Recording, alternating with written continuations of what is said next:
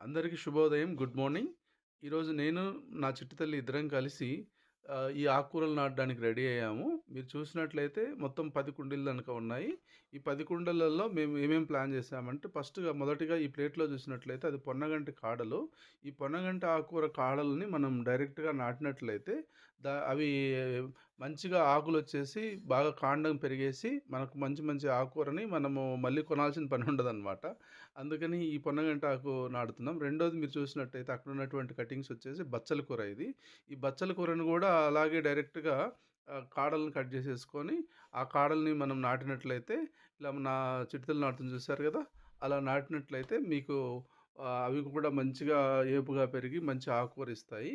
వీటితో పాటు మేము మిగతా ఆకుకూరలైనటువంటి రెడ్ అమార్తస్, పింక్ అమార్తస్, సౌలిచాగ అండ్ ముఖ్యంగా ఇందులో మేము పాలకూర గూడా నాటాము.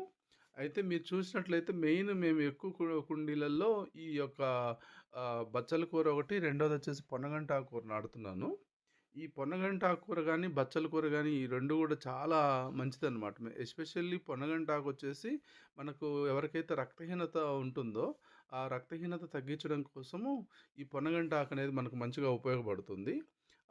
బచ్చల కూర తీసుకున్నట్లయితే ఎవరికైతే కంటి సమస్యలుంటాయో, ఆ కంటి సమస్యల్ని మనము తగ్గించుకోవడానికి, కంటి చూపు మెరుగుపరుచుకోవడానికి మన బచ్చల కూర అనేది చాలా ఉపయోగపడుతుంది.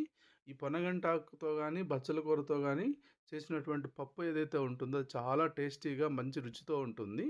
అందుకని మీ అంటే చాలామందికి తెలిసుంటుంది. బట్ కొంతమంది తెలియని వాళ్ళ కోసము నేను ఈ వీడియో తయారు చేశాను. మీరు చూసినట్లయితే మా పాప నాటుతుంది చూసారు గదా! నీట్‌గా ఆ ముక్కలన్నిటిని కట్ చేసేసి, ఆ ముక్కల్ని మనము ఇలా కుండీలలో పెట్టేసేసి నాటేస్తాము.